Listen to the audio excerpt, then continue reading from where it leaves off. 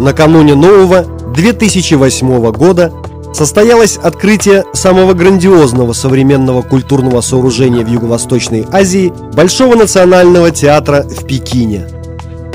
В свете тысяч неоновых ламп на его огромной оперной сцене появились древнерусские персонажи оперы «Князь Игорь» Александра Бородина.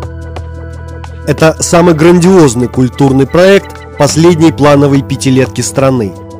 Достоин он этого звания по праву, так как помещения театра вмещают около 6 тысяч человек, а общая сумма инвестиций в строительство составила почти 340 миллионов долларов США.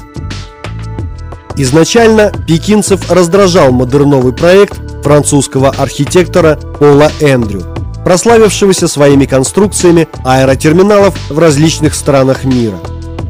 Жителей столицы раздражало все. Даже сама идея поместить в древнем сердце города чуждый им оперный театр по западному образцу, не связанный никакой культурной нитью с их любимой и близкой сердцу пекинской оперой, очаровывающей ариями, акробатикой и творчеством грима.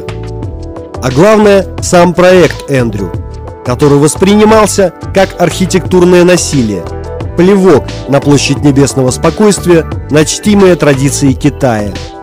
Все хотели понять, ради чего правительство намерено тратить баснословную сумму почти в 4 миллиарда юаней на постройку здания для развлечений, когда в стране существуют более насущные проблемы, связанные с бедностью, нехваткой жилья и образования. Сотни ученых и инженеров включились в дискуссии, писали протестные письма в Центральное правление Китая. Но инициатор проекта, экс-председатель Китайской Народной Республики Цзянь Цзиминь, оставался непреклонен.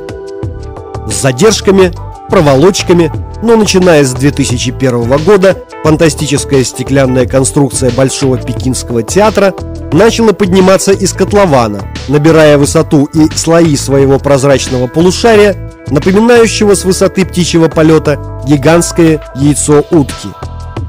5000 строителей возводили новый культурный символ Китая, закончить который поторопились именно к 2008 году, поскольку ультрасовременное здание на Тяньаньмэнь должно войти в орбиту предстоящей Олимпиады 2008 наряду с национальным стадионом и национальным центром водного спорта.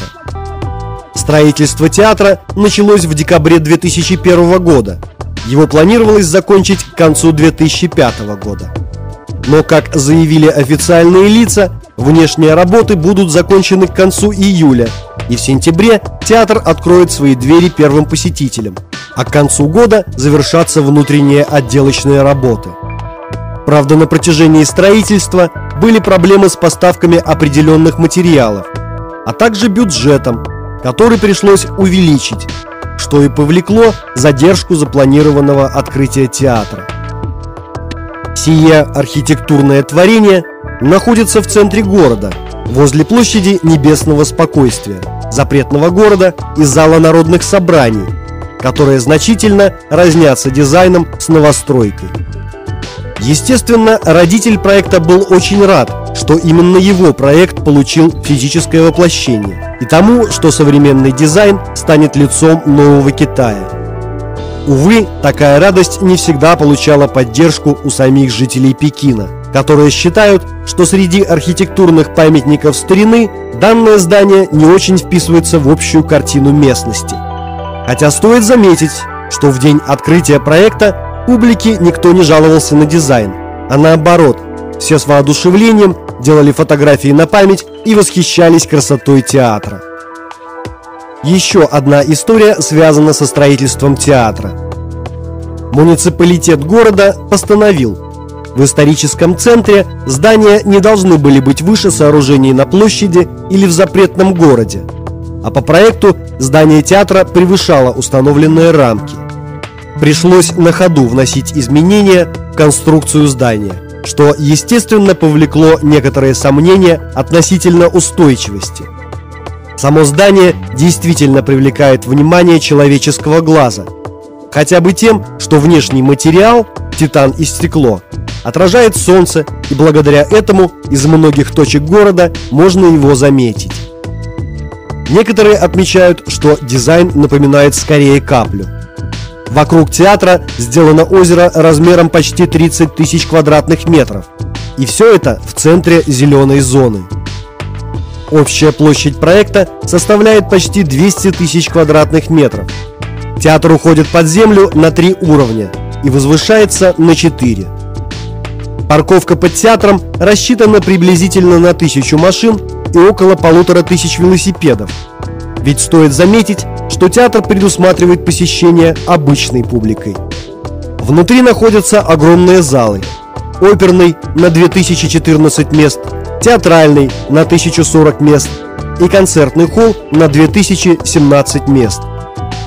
Театр находится под управлением муниципальной администрации. Вице-президент Ван Жэньминь отметил, что здесь предполагается показывать не только китайские традиционные представления, но и современное молодое искусство. Кроме того, еще с 2004 года культурный директор театра начал получать предложения от китайских и зарубежных исполнителей относительно представлений во время открытия театра. Поэтому можно себе представить, какая шла борьба и какая нелегкая задача стояла у руководителей, ведь в числе заявок была и просьба от британской королевской оперы. Открылся новейший театр в Китае не пекинской оперой, не какой-либо другой, а русской исторической оперой «Князь Игорь», написанной на легендарный сюжет памятника древнерусской литературы «Слово о полку Игореве». Эту оперу предложил китайцам Валерий Гергиев, приглашенный вместе с труппой Мариинского театра на инаугурацию еще в 1998 году. Предложение тогда сделал Цзян Цзиминь, инициатор грандиозной театральной стройки, поклонник оперы, музыкант-любитель, увлекающийся игрой на флейте. Услышав впервые выступавшего в Китае маэстро с оркестром Мариинского театра, Цзян был потрясен, и больше ни одна персона для будущего пафосного события не могла его увлечь. Даже спустя годы конкурс предложений, поступавших от музыкантов и коллективов из разных стран, закончился лаконично: Гергиев и Мариинский театр.